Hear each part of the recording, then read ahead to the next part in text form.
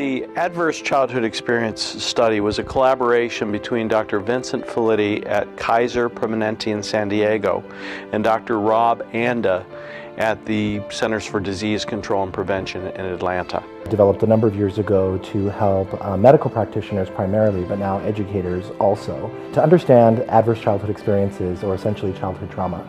The beauty of something like learning about ACEs is, I would guess that there are very few people who don't have a moderately high ACE score themselves or know someone who does.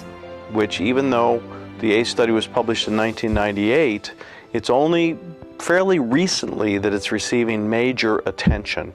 ACEs are not considered after 18. You can have trauma, but the impact is more significant in developing brains. ACEs are major drivers. They may perhaps be the largest individual, potentially modifiable input to healthcare costs.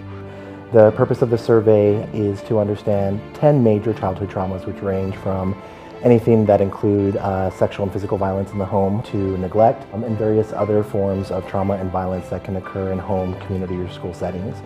The higher the ACE score, the more physiological and emotional impact a person can experience. Because of a psychological impact that's driven by the neurobiology. So kids don't achieve as much in school. They don't try as hard in different activities. They end up putting themselves inadvertently at risk for other potential traumas, and it just builds from there. All of our healthcare systems are having to confront these diseases and these problems, especially in the mental health areas and in the substance abuse areas. Those are highly associated with prior traumatic experiences. Patients have started to work on trauma resolution. That's when you start to see the resiliency factors at play, and so a downplay of the trauma impact and increase of resiliency, and you start to see people emerge for who they really are.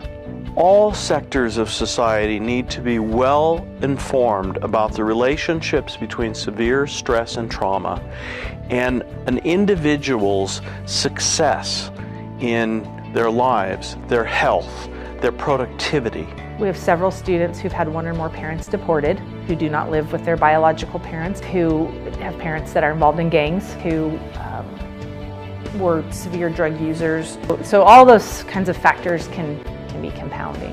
And the more we can talk about these issues and make it common terminology, we start changing the equation, and the issue of trauma no longer becomes such a scary thing, because we also know that there is hope in that there is resiliency within each individual. And this is important because people don't have to remain traumatized. They can learn to have how they can impact their own life and have a better life. Students with higher ACE scores have a greater likelihood of using alcohol or substance abusively, greater likelihood of smoking, increased risk of high blood pressure, of heart disease, and earlier death.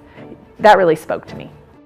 The combination of the ACE study and all of the other similar research, plus the biological research, which shows the mechanisms whereby early, overwhelming stress causes changes in the brain, in the hormonal systems, in the stress reactivity, in the genome, and in the way the genes are expressed.